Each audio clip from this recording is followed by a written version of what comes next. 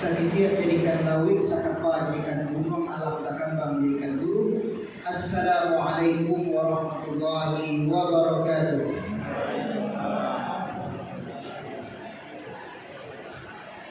Baru mulai coba tatah tidak naktor pantun pak, aku ya gue ini luar biasa. Ini terasa orang ke belakang bu.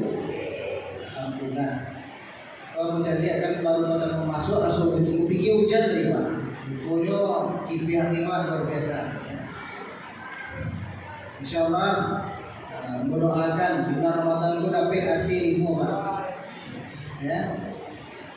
Dia pertama saja pada sangat itu tinggal di malam-malam di Nusa Jawa. Kalau sebelum terakhir Ramadan kau bisa dapat capek. Innal hamdalillah. Wassalatu wassalamu ala Rasulillah wa ala alihi wa sahbihi ajma'in amma. Qala rabbi ishrah li sadri wa yassir li amri wa hlul 'uqdatam min lisani yafqahu qawli.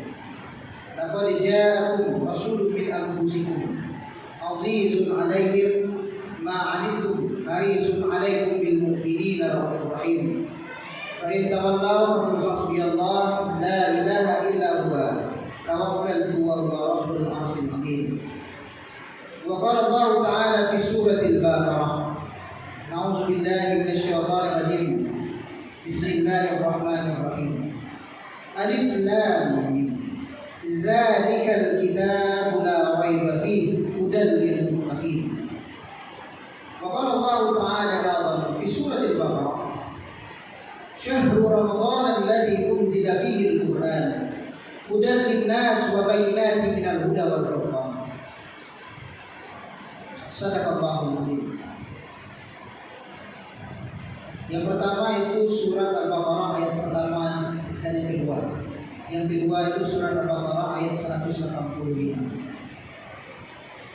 Ini saya Bapak Ibu. Mari masuk semangat untuk mendengarkan kajian tentang nuzul Quran kita. Alhamdulillah. Lagi bahagia Bapak Ibu. Alhamdulillah. Kenapa aku tanya macam itu Pak Ibu? Karena bulan Ramadan ini harusnya bulan yang membuat kita bahagia. Bahagia bagi anak-anak, bahagia bagi orang tua, bahagia bagi seluruh kaum muslimin dan kaum muslimat. Paham itu Bapak Ibu? Ya. Karena bulan Ramadan itu banyak hal luar biasa yang terjadi. Di antaranya adalah diampunkan dosa-dosa kita yang sudah berlalu. Sebagaimana Rasulullah SAW menyampaikan, "Man shoma Ramadan imanan wa ihtisaban ghufira lahu ma taqaddama min dzambi." Siapa yang berpuasa man shoma Ramadan pada bulan Ramadan imanan dengan penuh keimanan wa ihtisaban dengan penuh perhitungan, ghufira lahu ma taqaddama min dzambi. Diampuni oleh Allah dosa-dosa yang berlalu. Hadis kedua, satu man shoma, satu man qoma Ramadan. Artinya kita masuk bulan Ramadan ini, siapa yang mendirikan bulan Ramadan, artinya tidak hanya sekedar berpuasa, menahan haus dan lapar, tapi juga setelah selesai dia berpuasa, dia mendirikan sholat malam, termasuk di antaranya sholat tarawih dengan sholat witir, memperbanyak tadarusnya, memperbanyak sedekahnya, ghufirallahu ma taqaddama min dzambi, diampuni oleh Allah dosa-dosanya yang berlalu. Oleh sebab itu bersyukur kita kepada Allah, kita masih diberikan oleh Allah kesempatan untuk bisa berjumpa di bulan Ramadan. Alhamdulillah, summa alhamdulillah. Misalnya mengingatkan kita bahwasanya Ramadan itu memberikan keberkahan luar biasa. Bersyukur kita kepada Allah. Dan insya Allah apabila kita memperbanyak rasa syukur kita, Bapak Ibu, tentu kita akan meningkat rasa iman dan takwa kita kepada Allah. Sebelum kita ingatkan bahwa iman itu kata Rasulullah, al-iman ya'juz wa manqus. Iman itu ada maksudnya naik, wa manqus ada maksudnya ya turun.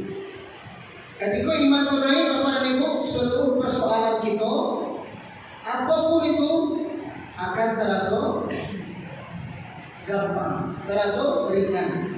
Sebaliknya kalau iman kita sedang rendah kata Rasulullah, Sakitnya saja kita diuji oleh Allah, seolah-olah kita yang paling dizalimi.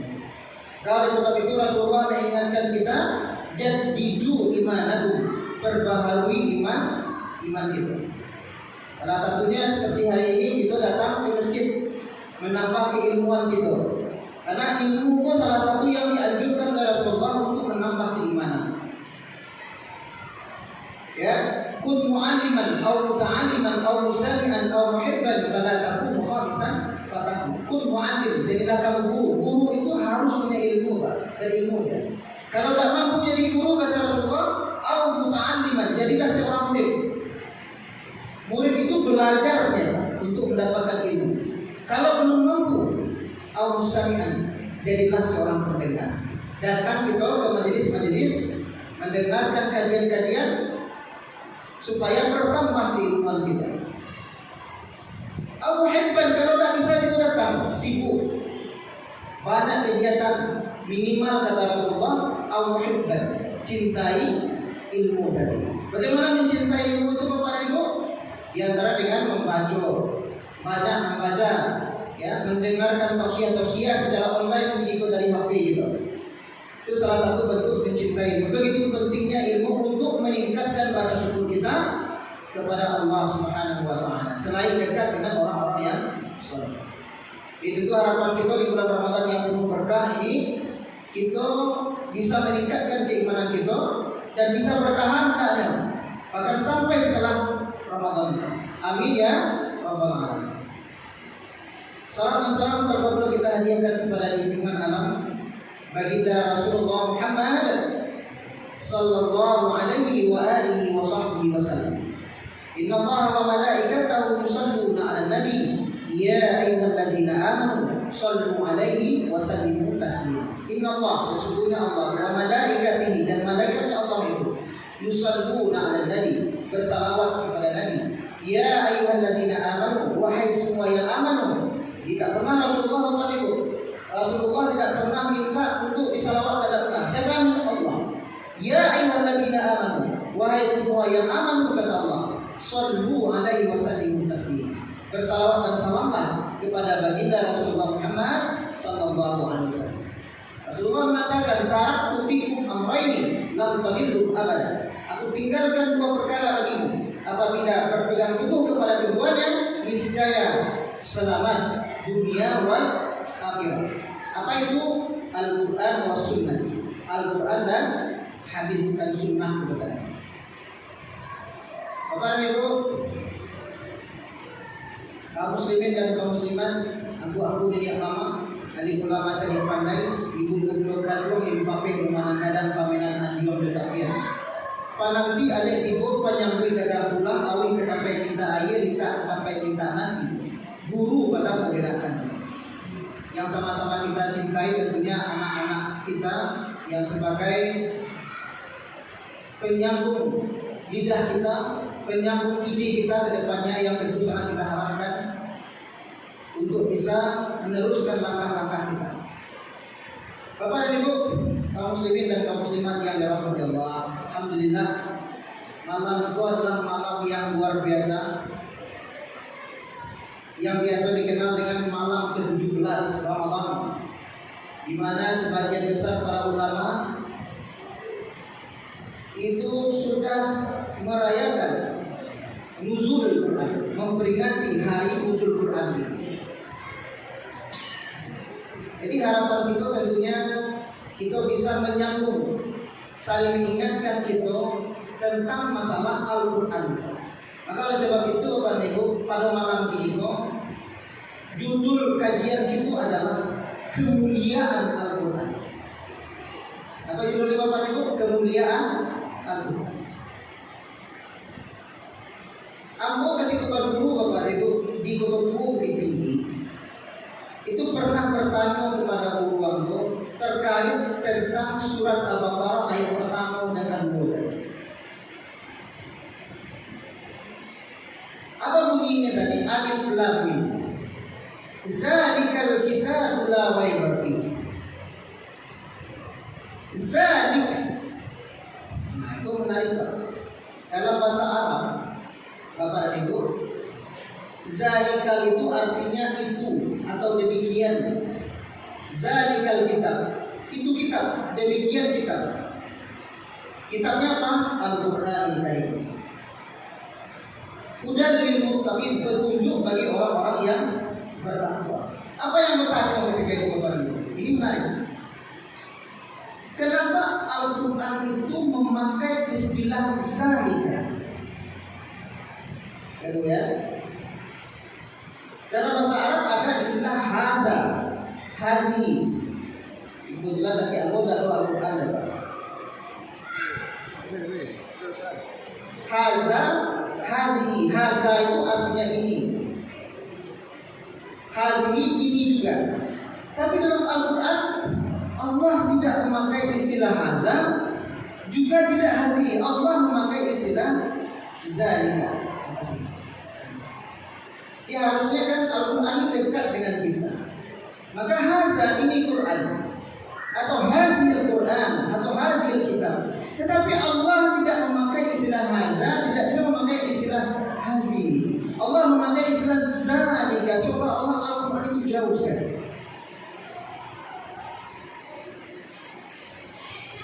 Jadi aku pernah bertanya kepada guru aku tentang masalah Al-Quran. Jadi ini jawaban beliau. Dan ini menjadi kemuliaan pertama dari Al-Quran. Bahwasanya Al-Quran itu dia terjaga. Terjaga di mana dia terjaga? Fil lauhil mahfuz. Pernah dengar istilah lauh mahfuz seperti itu? Di mana itu Pak? Fil lauhil mahfuz. Itu pernah salah satu sahabat kapan itu? Ya, terkait tentang masalah lauhil mahfuz. Lauhil mahfuz itu terletak di dekat arasy. Jadi kalau kita mencari, ada pernah sahabat bertanya kepada Rasulullah, "Ya Rasulullah, akhbarni minas sama." Ya Rasulullah, kabarkan kepadaku atau ceritakan kepada kami tentang sama. Sama itu langit. Ini terkait dengan Al-Quran ini. Betapa terjaganya Al-Quran ini. Maka Rasulullah mengatakan bahwasanya langit yang kita lihat ini, Bapak itu ada bulan, bintang, matahari. Kata Rasulullah, itu adalah langit pertama. Kemudian kata Rasulullah, di atas langit pertama ini ada langit yang kedua. Yang kata Rasulullah, besarnya langit yang kedua itu digabungkan langit pertama dengan dunia dan bumi kita beserta isinya, itu seperti cincin di padang pasir. Begitu besarnya langit yang kedua. Langit yang ketiga juga lebih besar. Digabungkan langit pertama, kedua dan bumi beserta isinya seperti cincin di padang pasir apabila dibandingkan dengan langit yang ketiga. Langit yang keempat, kelima, keenam dan yang ketujuh juga sama. Langit yang ketujuh itu Bapak Ibu, digabungkan langit pertama, kedua, ketiga, keempat, kelima dan keenam dengan bumi beserta isinya, kata Rasulullah, seperti cincin di padang pasir. Begitu besarnya langit yang ketujuh. Di langit ketujuh inilah nanti kita kenal dengan istilah ada Masjid Baitul Ma'mur, di mana malaikat di situ pulang sholat di situ setiap waktu 70.000 dan tidak pernah kembali. Sekali sholat habis berapa banyaknya malaikat kembali. Nah di atas langit yang ketujuh itu, kalau kita cerita membaca cerita Isra dan Mi'rajnya Rasulullah, di atas langit ketujuh itu ada dinamakan satu pohon yang sangat besar, dinamakan dengan Sidratul Muntaha. Sidratul Muntaha inilah malaikat Jibril menunjukkan bentuk aslinya kepada Rasulullah. Yang kata Rasulullah, apabila malaikat Jibril ini membuka sayapnya di langit yang ketujuh, niscaya runtuh langit yang ketujuh. Padahal langit yang ketujuh itu luar biasa besar. Tetapi malaikat Jibril jauh lebih besar. Jadi di Sidratul Muntaha ini malaikat Jibril itu membuka sayapnya sehingga terlihat bahwa Rasulullah betapa besar dan indahnya ciptaan Allah. Sidratul Muntaha itu sangat besar Bapak Ibu, sehingga kata Rasulullah, satu lembar dari daunnya pohon Sidratul Muntaha itu mengelilinginya itu lebih kurang 500 tahun menurut perhitungan langit. Pada tahun berapa itu? 500 tahun menurut perhitungan langit. Satu hari di langit sama dengan 1000 tahun kita di bumi. 500 tahun kali 1000, 500.000 tahun mengelilinginya untuk satu daun saja. Daun itu Pak. Bayangkan kalau seandainya melihat pohon. Kata Rasulullah yang Sidratul Muntaha ini apabila digabungkan langit pertama sampai langit ketujuh dengan bumi beserta isinya seperti cincin di padang pasir besarnya Sidratul Muntaha. Di atas Sidratul Muntaha itu ada yang dinamakan dengan Al-Bahri. Ada Al-Bahri. Yang kata Rasulullah SAW, Bahri itu berarti lautan. Lautan apa? Lautan dari nikmat Allah. Begitu banyaknya nikmat Allah itu sampai sangat luas sekali, tidak bisa dilihat ujungnya. Yang kata Rasulullah, langit pertama sampai langit ketujuh digabung dengan Sidratul Muntaha seperti cincin di padang pasir dibandingkan dengan lautan tadi. Al-Bahri. Nah di atas Al-Bahri inilah ada Arsy Allah. Yang oleh sebagian para ulama kita menyampaikan yang Sidratul Muntaha yang dikatakan dengan Arsy itu melebihi semuanya tadi digabungkan seperti cincin di padang pasir. Disitulah Lauh Mahfuz itu berada, terjaga di sisi Allah. Ini Al-Quran kita bicara kemuliaan Al-Quran. Jadi kemuliaan pertama adalah bahwasanya Al-Quran ini terjaga di sisi Allah. Inna nahnu anzalna dzikra wa nahnu lahafizun. Kamilah yang kemudian menurunkan Al-Quran dan kami menjaganya. Jadi itu satu kemuliaan yang luar biasa, bahwasanya Al-Quran itu sangat terjaga sampai detik ini di Lauhul Mahfuz. Zalikal kitabu la raiba fihi hudan lil muttaqin. Petunjuk bagi orang-orang yang muttaqin.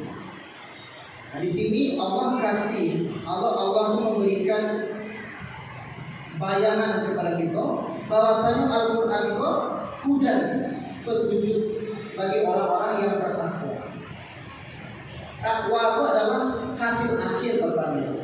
Maka dalam Al-Quran, ayat legend dalam Al-Quran, yaitu tentang masalah puasa. Ya ayyuhalladzina amanu kutiba alaikumusiyam kama kutiba alal ladzina min qablikum la'allakum tattaqun. Tattaqun itu adalah yang paling final. Kita mungkin Pak iman apa itu? Dengan iman itu nanti akan ada akidah. Kuat akidah kita bisa nanti sampai kepada derajat takwa. Marwal iman al-iman tasdiq bil qalbi wa taqrir bil lisan wa taqrir bil arkan. Iman itu diyakini dengan hati, diucapkan dengan lidah, dilakukan dengan perbuatan. Nanti apabila sudah sampai hakul yakin baru sampai kepada akidah. Dari akidah yang baik nanti terjaga sampai kepada takwa. Jadi takwa itu apa? Itu adalah hasil final, petunjuk bagi orang-orang yang bertakwa. Itu kemuliaan pertama dari Al-Quran. Kalau untuk masalah sejarahnya apa gitu? Kenapa aku langsung merujuk kepada kemuliaan Al-Quran? Karena kalau kita merujuk kepada sejarah, Al-Quran itu diturunkan kepada Nabi Muhammad, ya, itu pada 17 Ramadan di Gua Hira. Pada umur beliau yang kebarat, anak-anak bapak masih ingat umur bara Rasulullah menerima wahyu? Ada yang tahu? Mana anak bapak yang Rasulullah tadi? Umur bara Rasulullah mendapatkan wahyu pertama 40. Umur 40 tahun. Di mana? Di Gua Hira. Gua Hira itu di Jabal Nur, dekat beberapa kilometer dari kota Mekah. Ini Rasulullah seperti yang kita ceritakan sedikit. Rasulullah pergi ke Jabal Nur tadi gunung untuk apa? Di Gua Hira untuk bersemedi garis hakikat ini. Rasulullah mencari banyak kemudaratan berdoa kepada Tuhan, kepada Allah ketika itu supaya diberikan jalan. Baru ketika itu datang wahyu. Kerja itu ini kan sama-sama kita tahu, Pak. Ya. Datang wahyu, datang malaikat Jibril, dipeluk Rasulullah SAW, Iqra. Artinya Iqra, apa itu? Bacalah.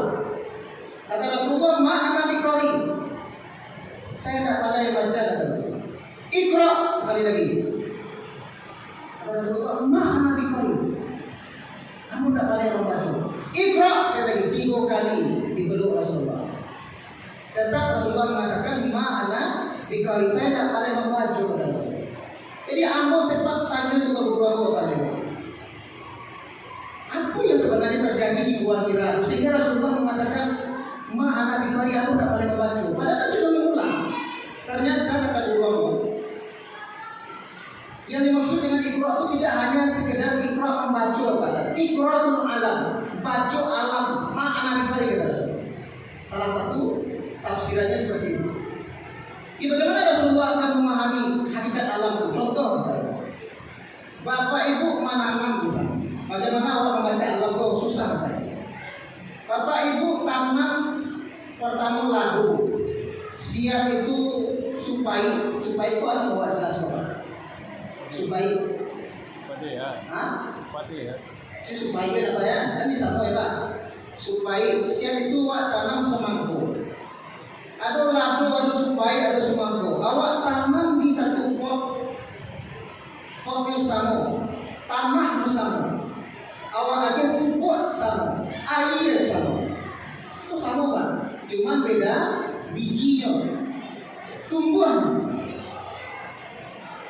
lagu, tumbuh supai, tumbuh pulau semangkuk tadi. Tetapi adanya, nak semangkuk tidak mengambil rasa supai, yang supai tidak mengambil rasa pade yang lalu, dan lalu tidak mengambil rasa manis semangkuk. Mana biqari? Tak bisa baca itu. Maka ini salah satu tafsiran terkait tentang Iqra yang dikatakan oleh Jibril. Tidak hanya membaca. Jadi membaca alam. Jadi kata para ulama itu turunnya pada tanggal 17 Ramadan. Maka oleh sebab itu salah satunya kenapa juga terkenal 17 Ramadan itu? Padahal sebenarnya dalam Al-Quran ada perbedaan sedikit. 17 Ramadan pertama kali Iqra diturunkan. Kemudian selain itu pada malam 17 Ramadan itu pun ketika itu terjadi perang Badar. Nah, makanya terkenal pada malam 17 Ramadan. Padahal kalau sudah kita baca dalam Al-Quran, Inna anzalnahu fi lailatul qadr. Nah, ini yang dibacakan anak kita tadi. Ya.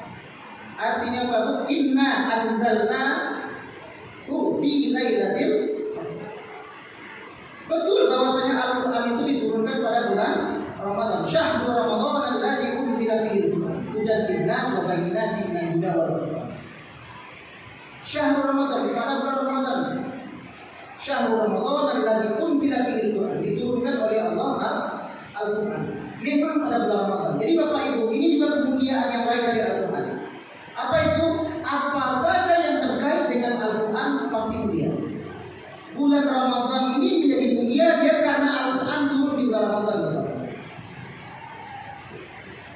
Syahrul Ramadan allazi unzila fihi al-Quran, turun Al-Quran di bulan Ramadan, mulia bulan Ramadan.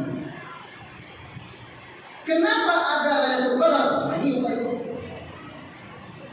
Kenapa mulia Lailatul Qadar? Karena Al-Quran diturunkan di malam Qadar.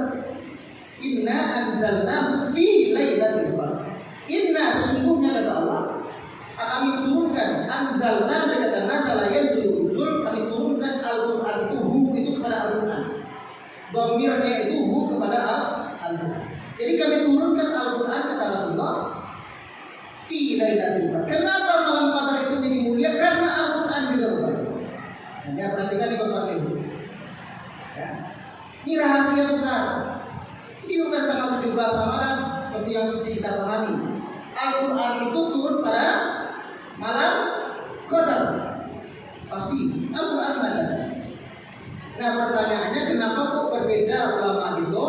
tanggal 17. Lailatul Qadar kan 10 malam terakhir Bapak Ibu. 10 malam terakhir di malam ganjil 21, 23, 25, 27 atau 29. Tapi kenapa tanggal 17 dirayakan? Nah, itu tadi rahasianya. Al-Quran itu diturunkan dari Lauhul Mahfuz, diturunkan oleh Allah dari Lauhul Mahfuz itu ke langit pertama bumi. Itu pada malam pertama. Kemudian baru berangsur-angsur secara berangsur-angsur diturunkan kepada Rasulullah selama 23 tahun sesuai dengan kebutuhan. Ini yang luar biasanya Al-Quran itu. Jadi apa saja yang kemudian terkait dengan Al-Quran akan menjadi mulia. Malaikat Jibril alaihissalam, kenapa ini mulia kepadanya? Karena Malaikat Jibril tadi membawa Al-Quran. Dia yang kemudian menyampaikan kepada Rasulullah, mulia ya. Sama seperti bulan Ramadan dimulia karena Al-Quran turun di bulan itu. Maka Al-Quran kali ini adalah ya, bacaan yang sangat mulia. Bahkan saking mulianya yang berbeda dengan bacaan yang lain. Ibu baca apa saja tidak ada pahala. Al-Quran ini satu ayatnya berpahala. Alif Lam Mim. Satu alif berpahala di bulan Ramadan kali 70, lam satu berpahala, mim berpahala. Jadi bukan alif lam mim satu besar, enggak, ada 3 yang dibaca. Semakin banyak kita membaca Al-Quran, tentunya semakin banyak pahala yang kita dapatkan. Ini dulu para sahabat itu, kemudian ulama, ya, Rasulullah di zaman Rasulullah, para sahabat, kemudian tabi'in, orang ikut pada para nabi, pada para sahabat, tabi'in itu berlomba-lomba ketika bulan Ramadan ini dia membaca Al-Quran. Berlomba-lomba membaca Al-Quran. Bahkan satu hari itu bisa menamatkan 2 kali, 3 kali, 4 kali, 5 kali. Ini tentu pertanyaan kepada diri itu masing-masing. Sudah barang kita tamatkan Al-Quran sampai ini. Rasulullah itu apa itu? Ketika bulan Ramadan ada 3 hal yang kemudian diperkuat dari Rasulullah. Ada 3 amalan yang kemudian diperkuat dari Rasulullah. Yang pertama itu adalah sholat. Sholat diperkuat dari Rasulullah. Karena sholat apa itu? Sholat sunat itu sama seperti sholat wajib. Pahalanya ketika di bulan Ramadan. Sama pahalanya. Itu sholat yang pertama. Yang kedua sholat itu diperkuat Rasulullah. Masalul ladzina yunfiquna fi amwalihim, semisalnya orang yang bersedekah, yang berinfak hartanya di dalam Allah, seperti seperti sebuah biji. Yang biji tadi ditanam kemudian menghasilkan 100 biji lagi, dan begitu seterusnya. Apalagi di bulan Ramadan berlimpah pahala kita dapat. Maka tadi di awal aku sampaikan tadi Bapak, kalau bisa bulan Ramadan itu dapat ilmu asli. Karena harusnya berlomba nafas tapi khairat kita di bulan Ramadan. Orang di kubur itu apa itu? Di kubur itu menangis minta kembali kepada bumi hanya sekedar untuk bersedekah saja. Dimanfaatkan momen belum tentu tahun besok itu bersebut dengan Ramadan. Ini Bapak Ibu coba pikirkan. Mungkin ada sanak famili itu yang tahun lalu masih sehat, ini mungkin tidak sebut.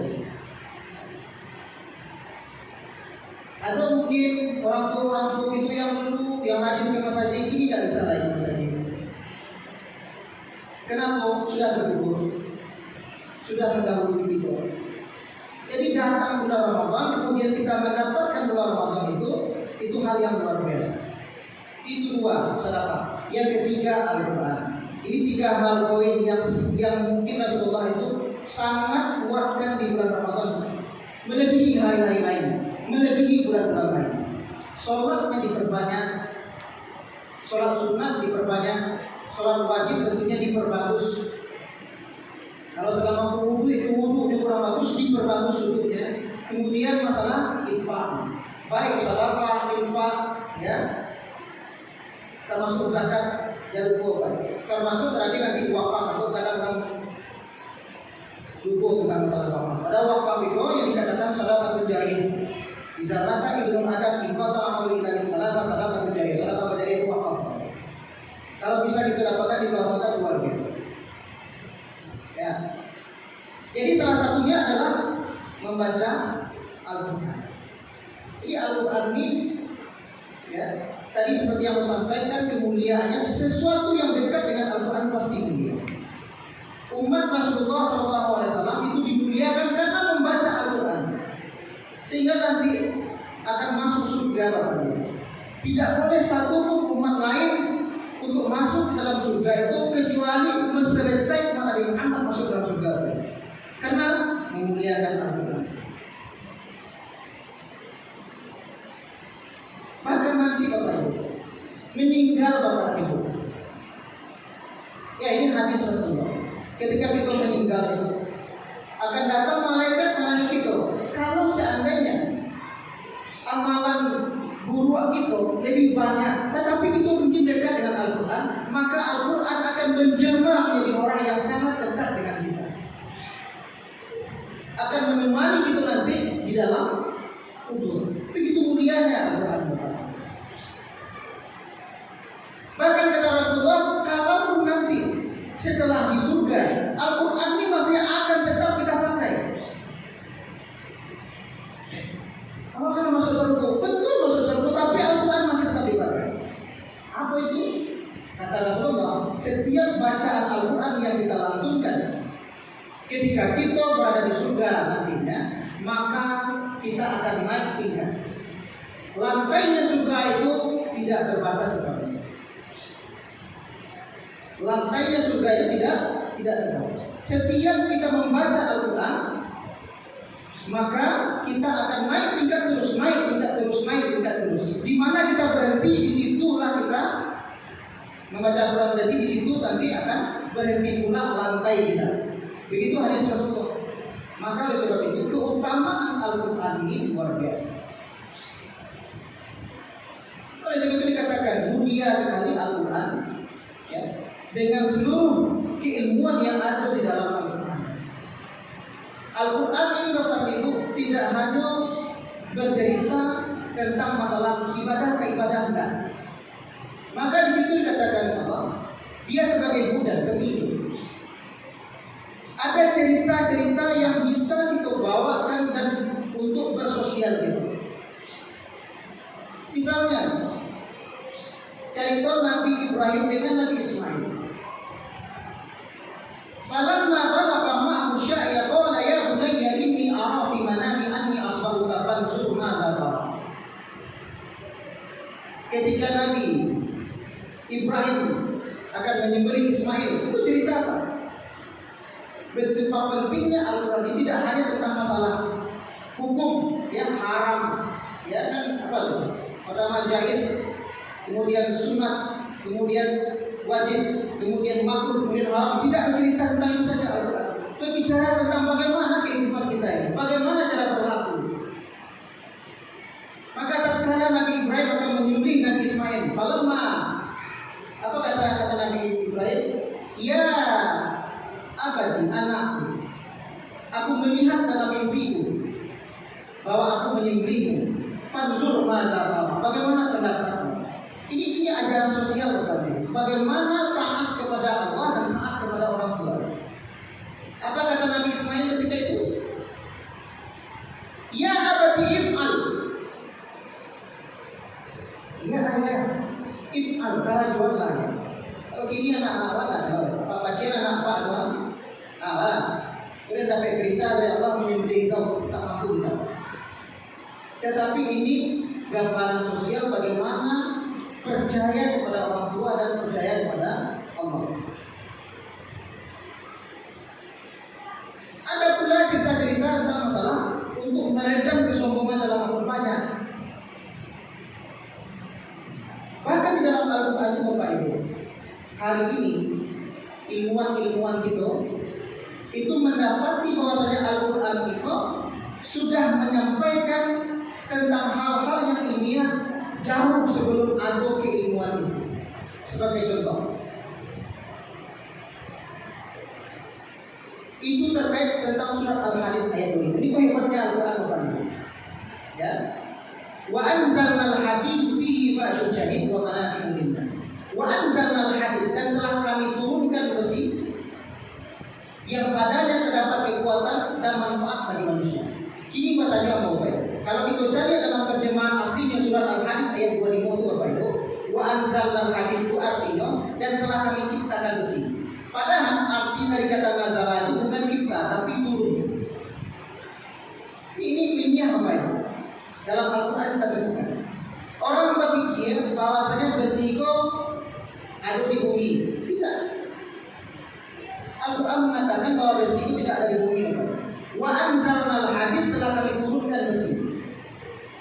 Orang dulu tidak mempercayainya sampai akhirnya penelitian hari ini menyatakan bahwasanya besi itu tidak ada di bumi, adanya di luar angkasa. Ternyata ada di dalam Al-Quran. Belum lagi cerita tentang masalah pain reseptor. Ada penerima rasa sakit di tangan Al-Quran sudah menyampaikan sebelum. Jadi apa yang kita sampaikan ini adalah apa? Al-Quran ini luar biasa kemuliaan. Maka di dalam Ramadan ini tentu kita perbanyak bacaan Al-Quran kita dan kemudian saling menyampaikan informasi kepada anak-anak kita supaya ini memuliakan Al-Quran kita. Satu hal yang harus kita ingat Bapak Ibu, Al-Quran syifa. Al-Quran itu ubih Bapak Ibu. Kenapa Al-Quran itu ubih? Karena membaca Al-Quran ini menyejukkan hati. Ala bizikrillah tatma'innul qulub. Sering mengingat Allah, hati jadi tenang. Ketika orang membaca Al-Quran, maka kemuliaan yang dia dapatkan adalah diantaranya tenang perasaan, nyaman perasaan.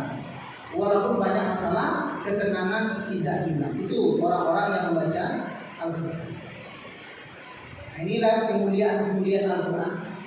Dan di malam ini kita tahu bahwasanya Al-Quran itu banyak mempunyai kemuliaan demi kemuliaan. Dan ini baru segelintir kemuliaan yang kita sampaikan. Insya Allah nanti tentu kita akan meneliti lebih lanjut. Ingat bahwasanya Rasulullah menyampaikan khairun nas man ta'allama al-Quran wa 'allamahu. Manusia terbaik adalah Rasulullah yang dia mempelajari Al-Quran dan mengamalkannya. Insyaallah di bulan Ramadan Bapak Ibu kita berbanyak membaca Al-Quran. Tidak sekedar membaca Al-Quran tapi kita pahami maknanya, kemudian kita laksanakan. Kemudian kita pahami dan kita laksanakan apa yang disampaikan oleh Al-Quran. Fa'tabiru ya ulil absar